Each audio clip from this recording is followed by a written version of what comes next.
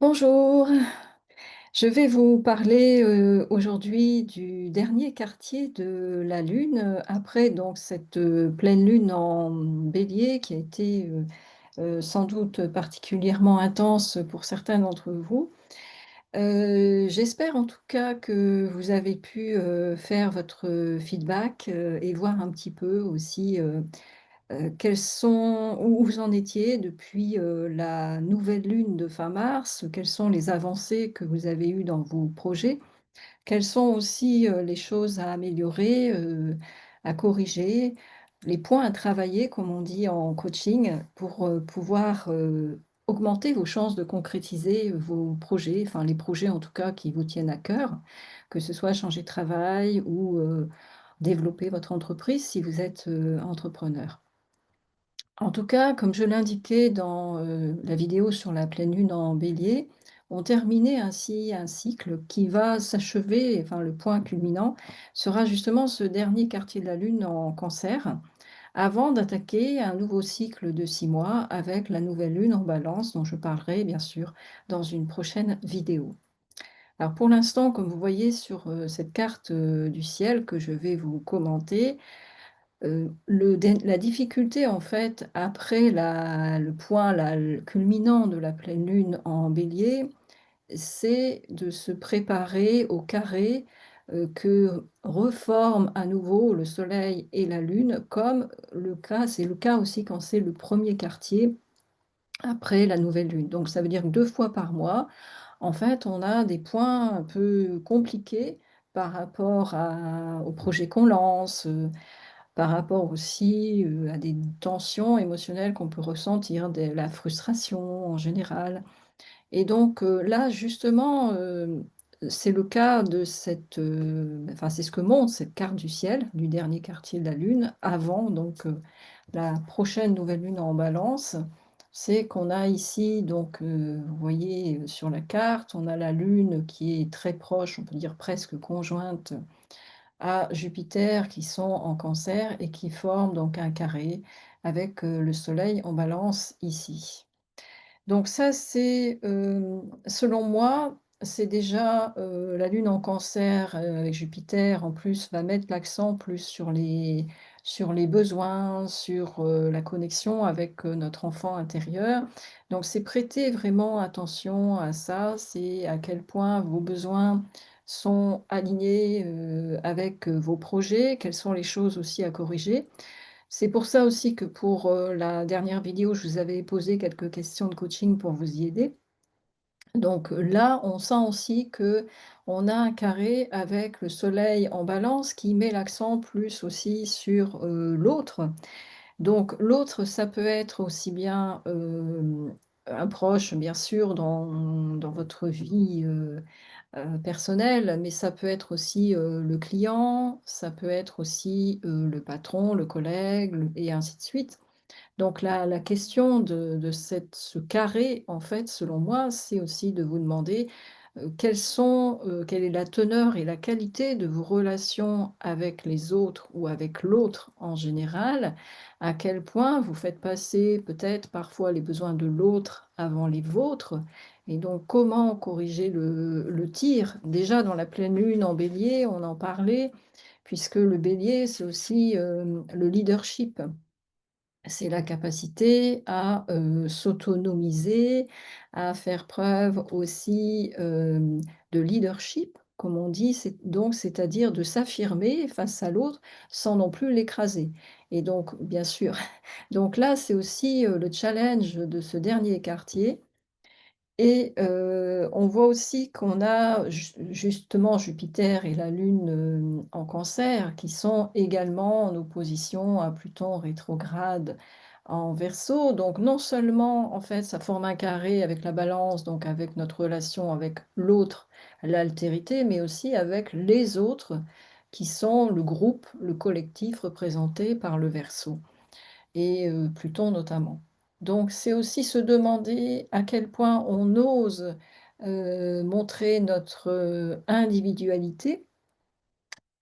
Comme disait, c'est vrai que ça me fait penser à un slogan «Think different», bah, c'est ça, penser différemment.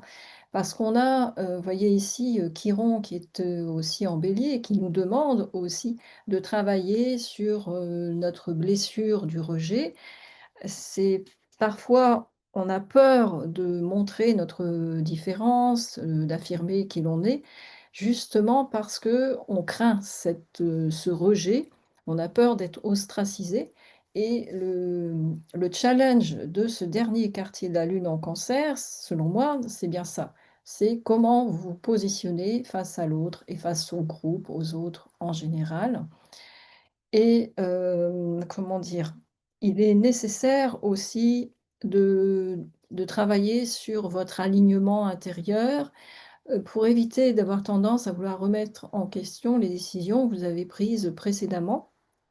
En pensant que si vous ressentez, ou vous êtes victime peut-être dans vos projets, vos actions, de certains blocages, que vous ressentez des frustrations, c'est parce que ce que vous faites n'est pas assez en phase avec les autres. Donc vous pouvez avoir peut-être tendance dans ces cas-là à vous remettre sans cesse en cause. Alors qu'en fait, c'est selon moi plus se demander, si on travaille sur les énergies du cancer, c'est, que me que me procure comme émotion ces actions. Quand je fais, par exemple, moi, quand je fais une vidéo, j'aime bien transmettre, j'aime bien communiquer avec vous qui me suivez ou avec, des nouveaux abonnés. Donc c'est aussi c'est se connecter à ses ressentis, comme on dit. Qu'est-ce que ça vous procure, les actions que vous faites? C'est à mon avis ça qui est essentiel avant de se dire: J'ai peur que si je fais, telle action, ça va déplaire à, mes proches ou à mon patron, mon collègue ou à mes clients, potentiels ou mes clients actuels. Donc c'est d'abord vous demander, partir de vous en fait, et ensuite bien sûr de prêter attention aux besoins des autres. J'ai remarqué aussi, c'est pour ça que je vais vous partager, une 2e, carte du ciel exceptionnellement pour le 14, octobre, puisque là, on a aussi une évolution intéressante par rapport aux énergies de la Balance.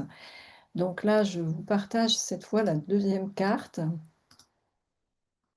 qui, vous voyez, montre en fait l'entrée de Vénus en Balance, et Vénus est en domicile en fait en Balance, donc ça veut dire qu'elle est très puissante. Elle est tout à fait, chez elle en fait, dans ce signe. Et ce qui m'a frappé, outre bien sûr l'entrée de Vénus en Balance, c'est que, vous voyez, elle est bien alors elle est mal aspectée avec, Saturne et avec Neptune en l'un en Bélier, l'autre en Poisson.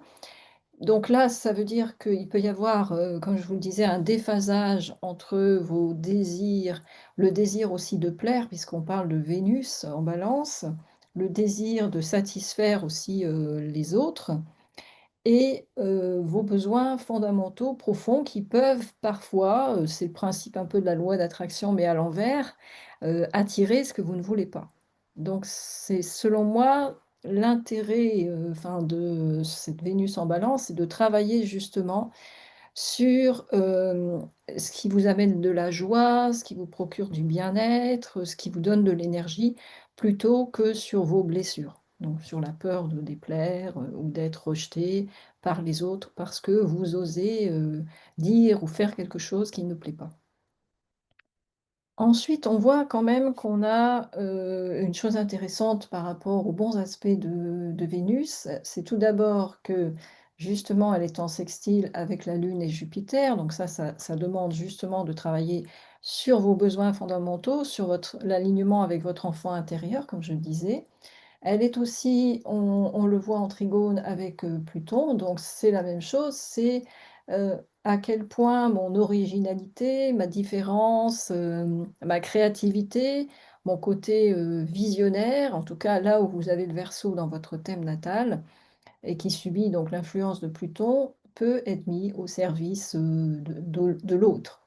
Mais tout en étant quand même toujours en phase avec vos besoins profonds.